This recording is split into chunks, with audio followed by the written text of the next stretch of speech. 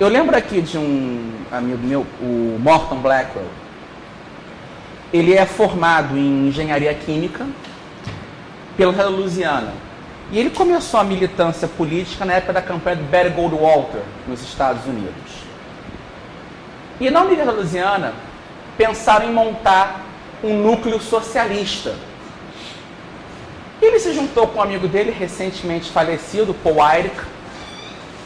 Arrumaram uma caixa de som imensa, colocaram no forro da sala que ia ter a reunião do grupo, puxaram o fio para uma sala ao lado, e quando o pessoal entrou em sala de aula, ele pelo microfone gritou, falou, todo poder para o proletariado.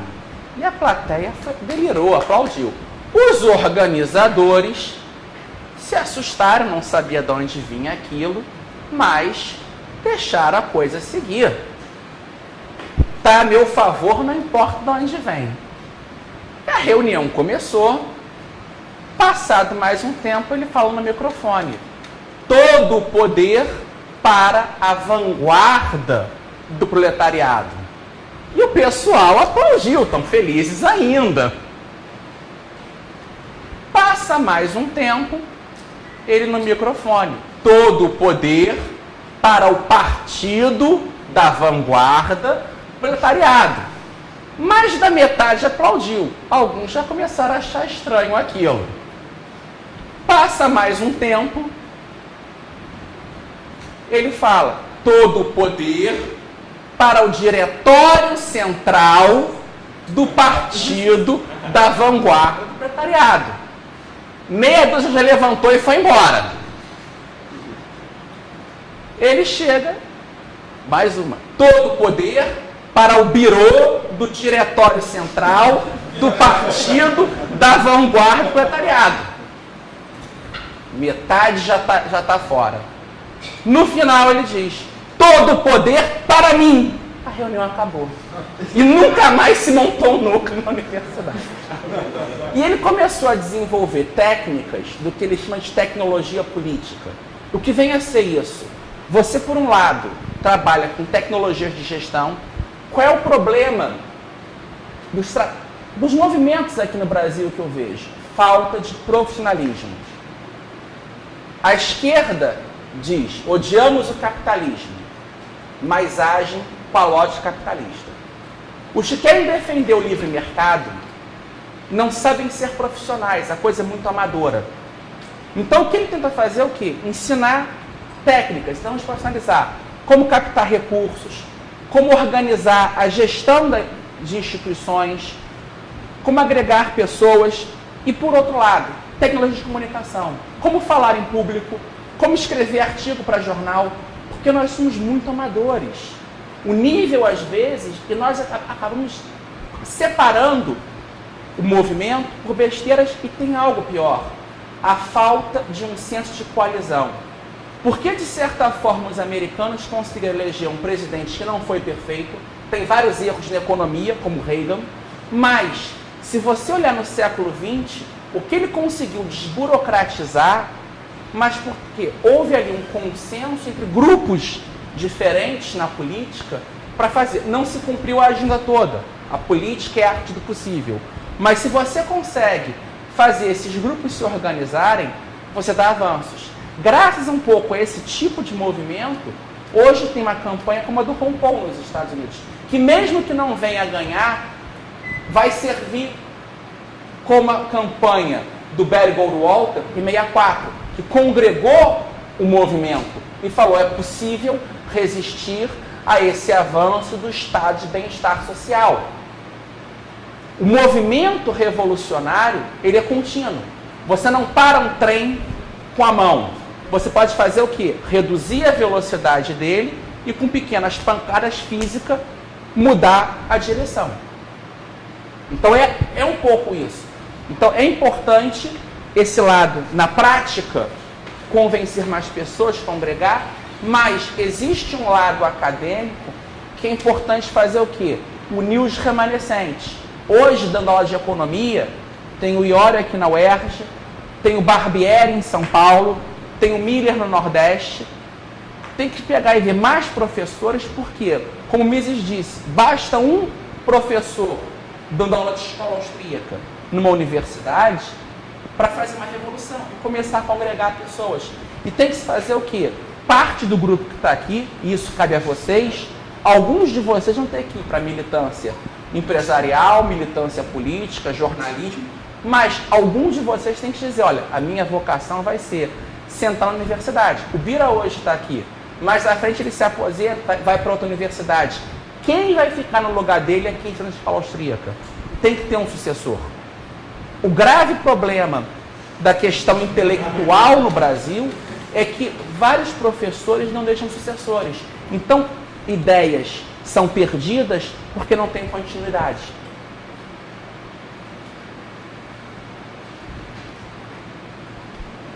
Podemos fazer agora o intervalo. 8 minutos para as 8, desculpa. Para as 8 não, para as 8 para as 8, é.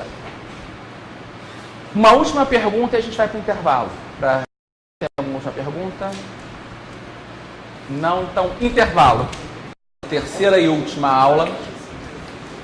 E nessa segunda parte, seguindo o programa, trataremos da sociedade humana e do papel do indivíduo na sociedade. De certa forma, parte da temática já foi abordada ontem, quando eu falei da questão do indivíduo, ao discutir o subjetivismo e a incerteza.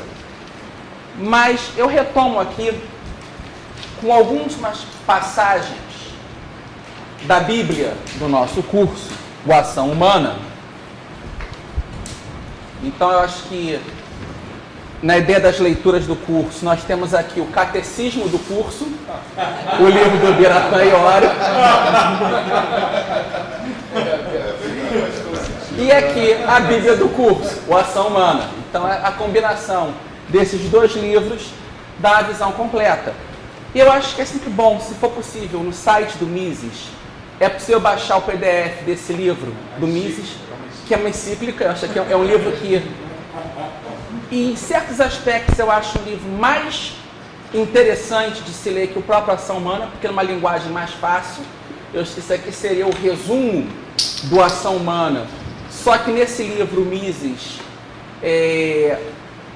aponta para alguns aspectos que ele evoluiu mais nas reflexões dele da praxeologia e a ciência econômica.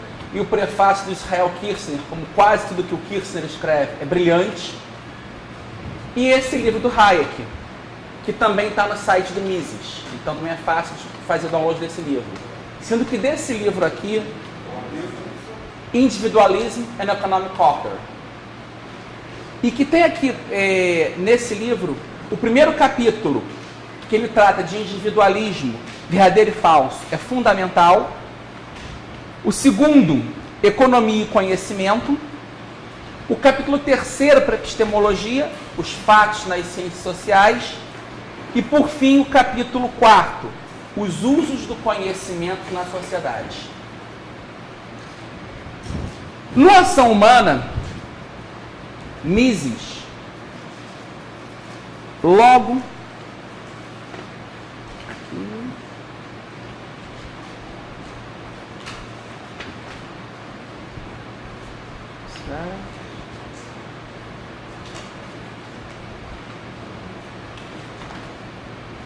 na página 143, diz o seguinte: sociedade é ação concentrada, cooperação.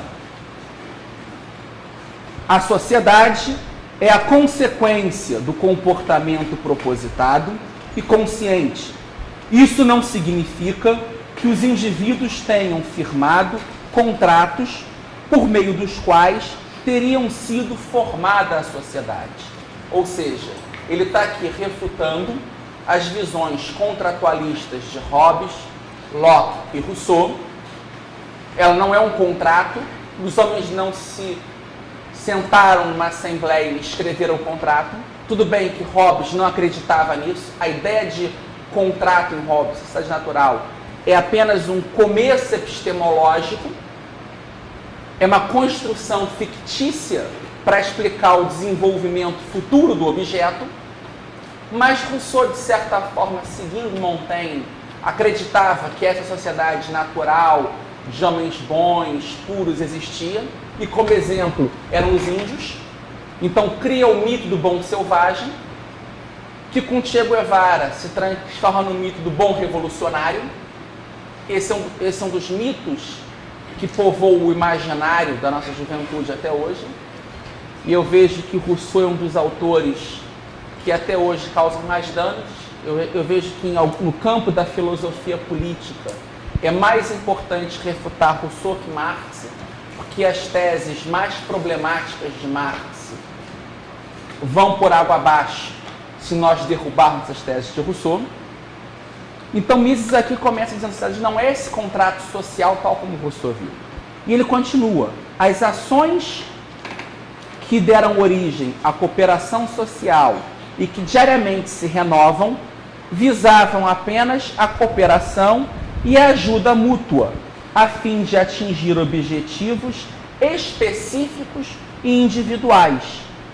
Esse complexo de relações mútuas, criado por tais ações concentradas, é o que se denomina sociedade.